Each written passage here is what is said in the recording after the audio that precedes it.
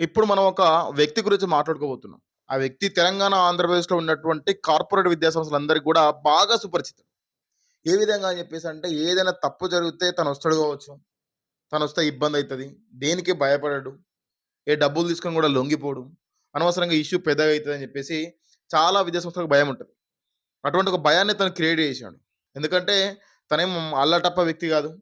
తనొక supreme court advocate. అవసరమైతే లీగల్‌గా fight జేస్తాడు. ఆన్ గ్రౌండ్ లెవెల్‌కొచ్చి కూడా ఈ ఫైట్ చేసేటువంటి కెపాసిటీ ఉన్నటువంటి వ్యక్తిత్వం ఉన్నటువంటి వ్యక్తి తను. అందుకని చెప్పేసి చాలా విద్యా సంస్థలు భయపడతా ఉంటాయి. అందులో మేజర్‌గా మనం చూసినట్లయితే శ్రీ చైతన్య, నారాయణ, శ్రీ దత్త ఇంజినీరింగ్ కాలేజ్ కావచ్చు, సిద్ధార్థ పబ్లిక్ స్కూల్ కావచ్చు. ఇటువంటి పెద్ద పెద్ద సంస్థలన్నిటి కూడా ఏందంటే చాలా సార్లు తను అనేక సార్లు స్కూల్ దగ్గరికెళ్ళి తను ధర్నాలు చేయడం జరిగింది. తనకున్నటువంటి లీగల్ అవేర్‌నెస్ తోని ఏ విధంగా వాళ్ళని ధీటుగా ఎదుర్కుంటారని చెప్పేసంటే తను ఒక్కడే. తనకి పెద్ద సపోర్టర్స్ ఎవరు లేరు. తను చెప్పినటువంటి కొన్ని మాటలు వింటే నిజంగా చాలా ఇన్స్‌పిరేషన్ అనిపించింది నాకు. సో, అందుకని చెప్పేసి ఈ వీడియో చేస్తా ఉన్నా. తనే క్రాంతి కుమార్ బందెల. ఇండియన్ నేషనల్ యువజన పార్టీ ప్రెసిడెంట్.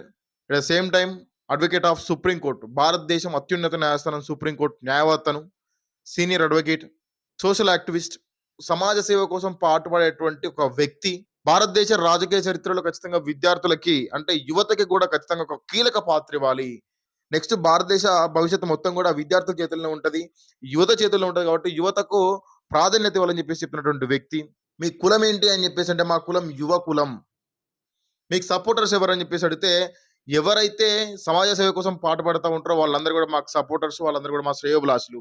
మీ శత్రువులు ఎవరని చెప్పేసి అడిగితే ఎవరైతే ప్రజలను కావచ్చు, స్టూడెంట్స్‌ని కావచ్చు ఇబ్బంది పెడతా ఉంటారో వాళ్ళు మా శత్రువులు. అనేక స్కూళ్ళల్లో, అనేక కాలేజీలలో ఏందంటే కొన్ని పదుల సంఖ్యలలో సంవత్సరానికి హత్యలు జరుగుతా ఉన్నాయి. హత్యలు ఎందుకు చెప్తున్నా అని చెప్పేసి అంటే పిల్లలు ప్రతిదానికి హ్యాంగ్ ఎందుకు చేసుకుంటారండి? ఫ్యాన్‌కి ఉరేసుకుంటా ఉన్నారు. ఆ విధంగా ఉరేసుకుంటా ఉన్నారు. బాత్రూమ్‌లో జారిపోయి పడిపోయి చనిపోతా ఉన్నారని చెప్పేసి కార్పొరేట్ విద్యా సంస్థలో మాత్రం ఇటువంటివి జరుగుతా ఉంటాయి.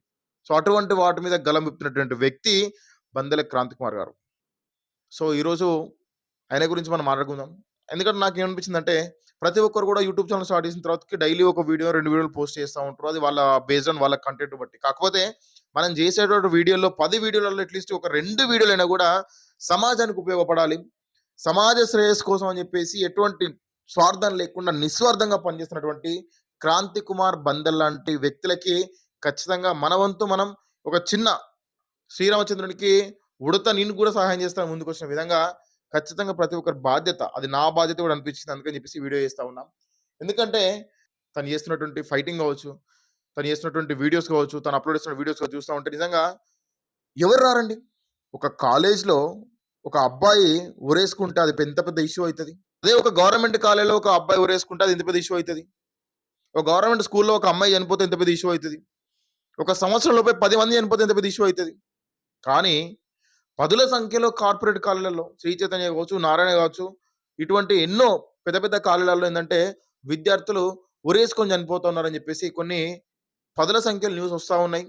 మళ్ళీ 2 డేస్ మాత్రమే. 1, 2 రోజులు అవి వార్తల్లో వస్తాయి. తర్వాతకి కనుమరుగైపోతాయి. అటువంటి ఇష్యూస్ మీద ఎవరు మాట్లాడరు. ఎందుకంటే వాళ్ళ దగ్గర డబ్బుంది విద్యా సంస్థల దగ్గర. వాళ్ళ లోకల్ ఉన్నటువంటి పోలీస్ వాళ్ళని కావచ్చు, పొలిటికల్ వాళ్ళని కావచ్చు, ఎడ్యుకేషన్ ఆఫీసర్స్‌ని కావచ్చు, ప్రెస్ వాళ్ళతో సహా అందరిని కూడా వాళ్ళేందంటే డబ్బులతో కొనుక్కొని ఆ మ్యాటర్‌ని అక్కడికే క్లోజ్ చేస్తా ఉన్నారు. తల్లిదండ్రులను కూడా ఆ ఇష్యూ బయటికి రాకుండా వాళ్ళని డబ్బులతో కొంటా ఉన్నారు. అరే! మా బాబు ఇలా చనిపోయిండు, మా పాప ఇలా చనిపోయింది. సరే ఏదో విధంగా అయితే చనిపోయింది. చనిపోయిన తర్వాతకి ఇప్పుడు మనం ఏం చేస్తాం మరి ఏం చేయనీకి లేదు కదా! పాప ఎంత ఏడ్చినా రాదు కదా! ఫైటింగ్ చేసినా మాత్రం రాదు కదా!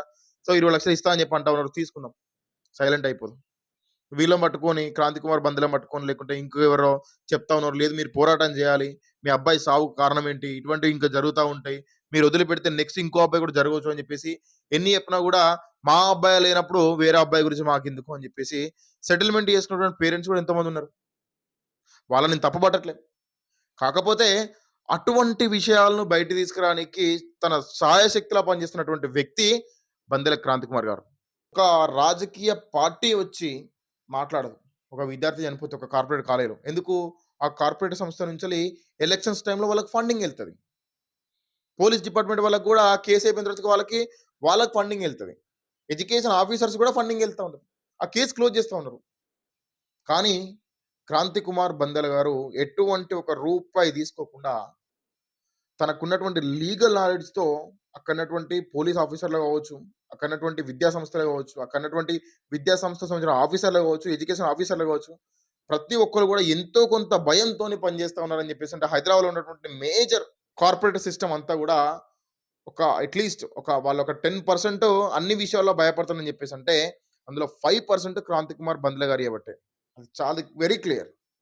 ఎందుకంటే ఎక్కడ ఎటువంటి ఇష్యూ జరిగిన విద్యార్థుల మీద అది ఫీజులు దండుకునే విషయంలో కాడ స్టార్ట్ చేస్తే విద్యార్థులు ఉరేసుకొని చనిపోతున్నారని చెప్పేసి శవాలను కూడా బయటికి పంపేయకుండా విద్యార్థి శవాలను తల్లిదండ్రులకు అప్పచెప్పకుండా పోస్ట్ మార్టం అయిపోయిన తర్వాత కూడా అప్పచెప్పిన రోజులు ఎన్నో ఉన్నాయి. అటువంటి కేసుల మీద తన సొంత డబ్బులు పెట్టుకొని ఎందుకంటే ఇప్పుడు అబ్బాయి చనిపోయిండు. వాళ్ళ పేరెంట్స్ వచ్చిర్రు ఆడ ఏడుస్తా ఉన్నారు. ఎవరు డబ్బులు ఇస్తారు క్రాంతి కుమార్ బంధులకి? వాళ్ళ పేరెంట్స్ డబ్బులు ఇస్తారా మమ్మల్ని కవరేజ్ చేయమని చెప్పి? లేకుంటే కాలేజ్ వాళ్ళు డబ్బులు ఇస్తారా? మా కాలేజ్ బ్యాడ్ నేమ్ తీసుకురామని చెప్పి? గవర్నమెంట్ డబ్బులు ఇస్తదా? ఎవరు డబ్బులు ఇస్తారు? ఎవరు డబ్బులియ్యరు. ఎందుకంటే తను నిజాన్ని బయటపెట్టే ప్రయత్నం చేస్తా ఉన్నాడు కాబట్టి తనకి ఎటువంటి లాభము ఉండదు అందులో. అయినా కూడా తగ్గకుండా ఏ రోజుకి ఆ రోజుకి తను బూస్ట్ అవ్వుకుంటూ వచ్చి విద్యా సంస్థల మీద, విద్యార్థుల మీద జరుగుతున్నటువంటి అనేక రకాల ఇబ్బందులు బయటపెట్టే ప్రయత్నం చేస్తా ఉన్నాడు. సో, నా రిక్వెస్ట్ ఏందంటే ప్రతి ఒక్కరు కూడా క్రాంతి కుమార్ బందల గారికి సపోర్ట్ చేయండి. అది ఏ విధంగానైనా కావచ్చు. త్రూ సోషల్ మీడియా త్రూ మీరు చేసేటువంటి ఫాలోయింగ్ వల్ల కావచ్చు, లైక్స్ వల్ల కావచ్చు. తను చేస్తున్నటువంటి ఫైటింగ్‌కి సపోర్ట్‌గా కొన్ని వీడియోస్ చేసే యూట్యూబర్స్ వీడియోస్ చేయండి. ఎందుకంటే నిజానికి క్రాంతి కుమార్ బందల గారితో నేనెప్పుడూ మాట్లాడలేదు. వాళ్ళు మాకు కాంటాక్ట్‌లో ఏం లేరు. కాకపోతే ఉన్నా లేకున్నా కూడా చేయాల్సిన బాధ్యత మనకున్నదని చెప్పి అనిపించింది.